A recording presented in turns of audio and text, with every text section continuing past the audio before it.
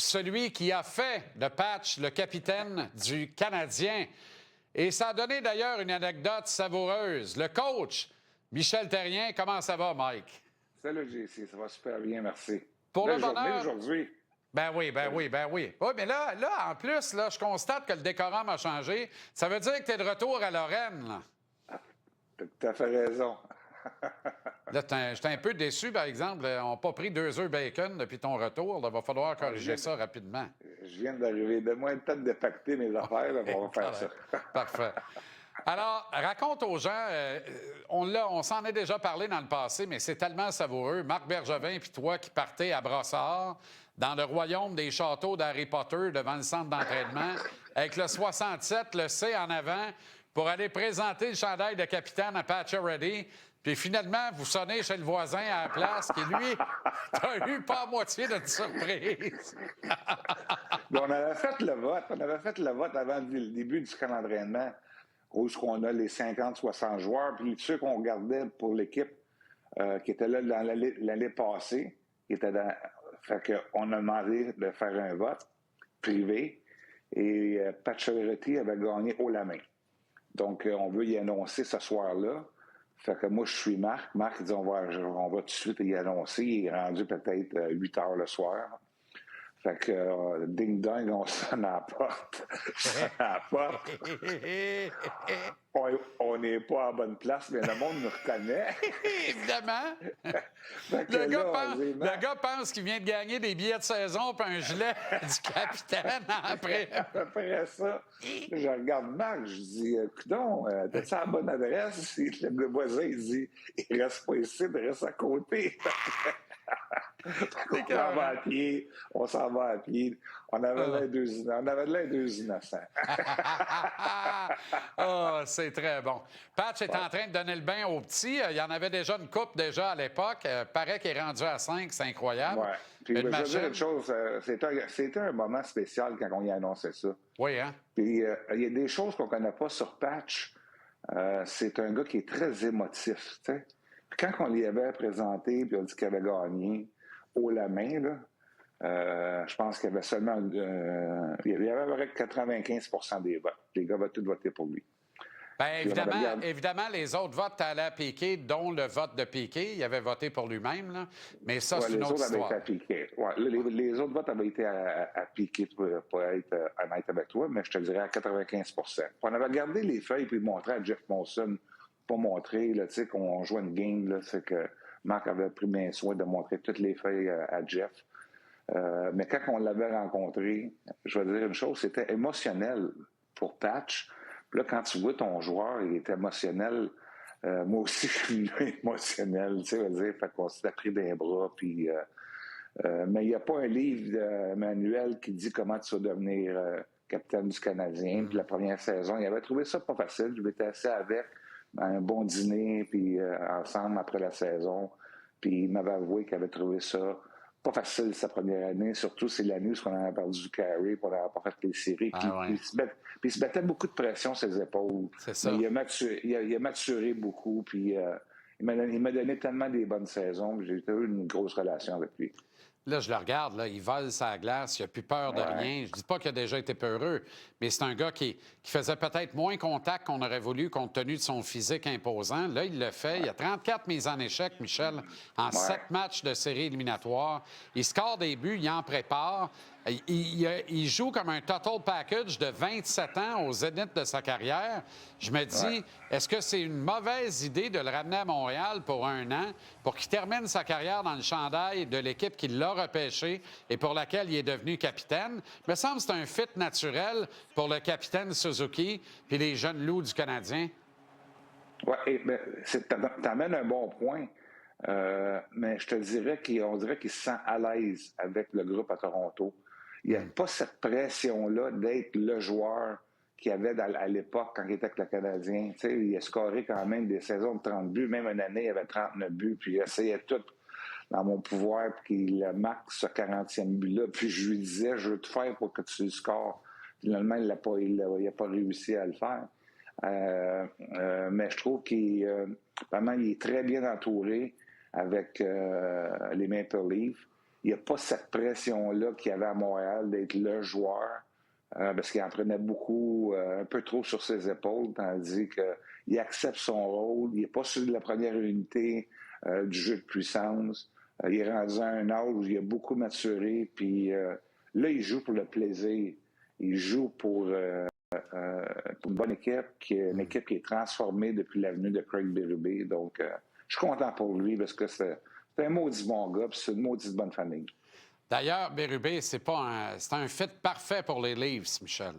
Ah, tu as tout à fait raison. Écoute, je pense que le groupe de vedettes qu'ils ont, Greg Berube, par sa prestance, puis il a mis en partant qu'est-ce qui était négociable, qu'est-ce qui ne l'était pas.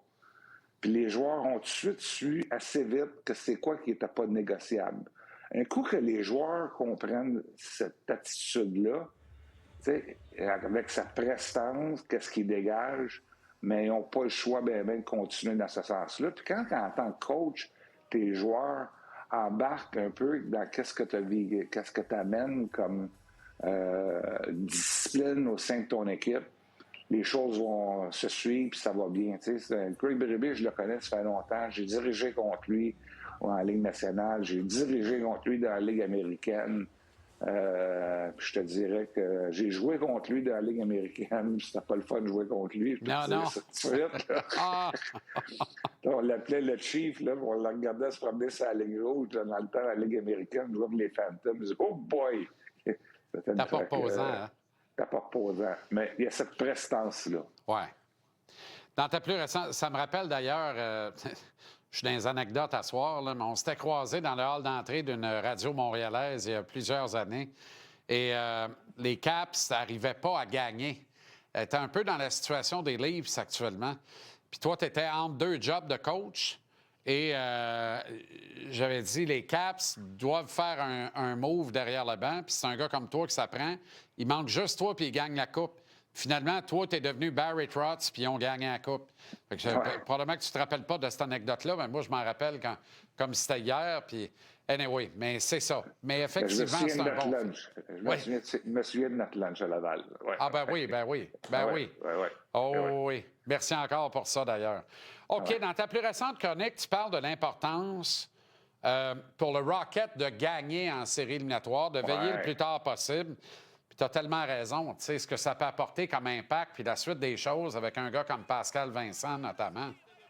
Premièrement, Pascal, c'est un coach de la Ligue nationale. Le Rocket est privilégié d'avoir un entraîneur comme ça.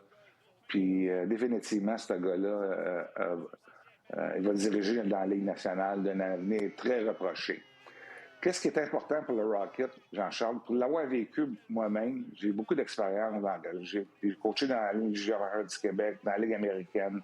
Puis ça me fait penser un peu à Wilkes-Barre. Parce que l'affaire qu'on semble oublier souvent, là, quand tu fais un bon bout de chemin dans une série dans la Ligue américaine, c'est 2 mois de développement pour tes top prospects. Tu es très conscient que les 20 joueurs ne joueront pas dans la Ligue nationale. Mais il y a une ligne qui est fine entre tes joueurs que tu penses qu'ils vont jouer, qui ont une chance, puis ils se développent, puis ils apprennent à jouer des gros matchs de séries éliminatoires, puis s'ils peuvent gagner, mais tant mieux. Nous autres, à Wilkes-Barre, c'était un peu la même chose. On s'était rendu en finale. Il y a beaucoup de jeunes qui avaient appris dans les séries éliminatoires. Puis quand j'étais monté à Pittsburgh, mais je connaissais mes jeunes. Je les connaissais, je savais le caractère, je savais qu'est-ce qu'ils étaient capables de me donner. Puis tranquillement, j'ai tassé des vétérans la première année, puis j'ai rentré mes jeunes. Puis ma dernière année à Wilkes-Barre, je pense qu'on avait 22 victoires, une défaite, puis une en prolongation. Fait que j'avais des bons arguments à dire à Craig Prather. Ah oui. Dire, bon, on devrait changer tel vétéran contre ce jeune-là qui est affamé parce que c'est un bon kid. Je sais qu'est-ce que je suis capable de soutirer de ce gars-là.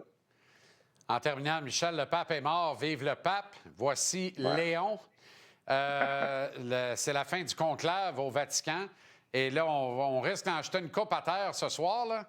Mais tu as rencontré le pape François au Vatican, à Rome. C'est exceptionnel. Je suis un gars tellement chanceux puis privilégié. Et Ça, c'est la photo que je l'ai rencontré. Puis quand je l'ai vu arriver, là, tu sais, je vais dire une chose, là, c'est... J'étais vraiment émotionnel. Mon épouse Josée était sans mots parce que quand que tu rencontres, quand tu as une audience avec le pape, tu sais, j'avais rencontré la veille à l'ambassade canadienne au Vatican. Il te montre un peu comment ça se passe aussi, le protocole. Comment est-ce que tu vas rencontrer le pape. Donc, ils sont venus nous chercher et ils nous ont emmenés en arrière. Puis j'ai eu la chance de m'asseoir pendant 3-4 minutes avec lui. Mais, hey, JC, la veille, là, je parlais avec José, je disais, on parle de quoi? Commencerait pas à y parler de Carey Price? Hey, 3-4 minutes, là, ça peut être long des fois. Mais quand tu le rencontres, là, j'avais les yeux pleins d'eau, puis j'ai parlé beaucoup de mes parents, puis ces choses-là, puis les bénir, puis bénir ma famille, puis ces choses-là. Donc, j'ai été vraiment privilégié de le rencontrer, puis ça a été un honneur. Puis c'est pour ça aujourd'hui qu'on dirait que j'ai suivi ça avec beaucoup d'attention. Tu vois, là, si tu avais demandé de bénir Carey, t'aurais une bague de la Coupe Stanley aujourd'hui. J'aurais dû, mais cette rencontre-là, elle était personnelle. Elle était pas pour le Canadien. Pour le Canadien. C'est comme une chance dans ta vie, fait que j'ai été chanceux. Merci bien gros, le coach. Salut, mon JC. Salut, Michel. S'arrête en pause au retour depuis la conférence de presse de l'UFC 315 ce samedi à Montréal. L'excellent Ben Baudouin. La mise en échec nous présente Renaud Lavoie en Floride, au cœur de la série entre les Leafs et les Panthers. On met la table pour une autre soirée du hockey formidable à notre entraîne ce soir.